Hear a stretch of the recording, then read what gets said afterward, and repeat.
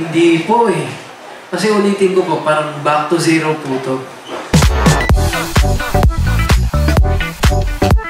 Yung preparation. Kasi yung pagkatalo ko po sa dito sa TNT yung huling laban ko, which is kay Kuya Sofronio, paos ako. So, ang dami kong, kumbaga, hindi, yung unfinished business. So, kumbaga, yung preparation ko po, since bata pa lang ako noon, hindi pa ako, siguro matatawag na, hindi pa ako matured enough para sumabak sa competition na yun.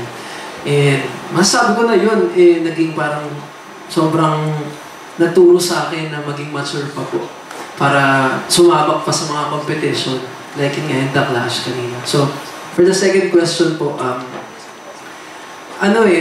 sinabi mo kasi sa akin na yung qualification dito sa Grand Race Back ay hindi pa nagsa-champion sa tawag na tangalan. So, sabi ko, why not i-grab ko po yung opportunity since dito po ako nagsimula sobrang happy and blessed ako dahil ang dami kong mga kakilala sila Kuya Raymundo, tumalo din sa akin. So, sobrang happy lang ako dahil nandito kami, bawat isa. Bukod sa competition po, fun lang. Kumbaga masaya lang this time. So, ayun po. Masasabi ko po na yung una, kasi wala pa po akong experience talaga noon. And hindi ko pa po alam kung paano gumagalaw yung sistema po. Siyempre sa stage, malamig. Alam mo yung mga ganong kind of pressure na siguro po, mas kabado ako nung first season ko na, which is 2016 pa. And ngayon kasi masaya lang kasi madami po kaming magkakakilala, gano'n. Tapos, ayun, siguro yun na po yung sasabi ko. Hindi po Kasi ulitin ko po, parang back to zero po to. And knowing na ganito po yung mga kasabayan nyo, dapat hindi ka relax, hindi ka kalmado sa mga pwedeng mangyari.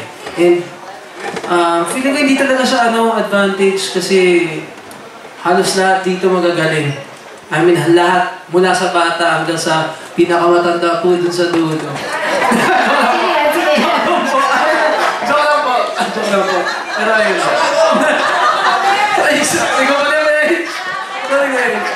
Sorry.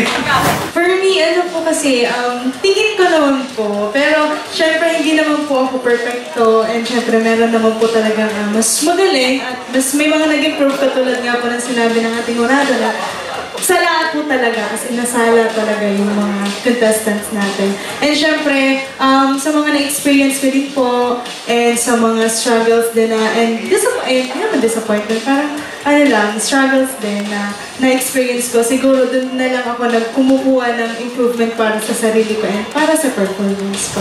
Gusto kong maging fun lang for me yung experience. Kasi kahit may pressure kasi, ngayon marami akong kakilala na nakita ko uli and then na-miss ko kasi yung TNT stage. So, I need this to be a very fun experience. So, tsaka sino naman ako to pass up another opportunity na binigay ng Showtime. This show has given me nothing but a lot of opportunities. So, I love doing this. Thank you po. Like what Kim said is that we just need to enjoy. Ako for me kasi ako talaga inaalala ko na lang is kalabanin yung sarili ko kasi kailangan natin isipin na hindi kailangan yung kasi ako for me, I am having fun with them. And then ako sobrang happy ako to be back here kasi this is the, kumbaga, dito ako nagsimula, this is the beginning. Dito ko nakilala si Rachel Gobreza and I am very thankful kasi andito po ako ulit. And yeah, having fun lang talaga. Diba?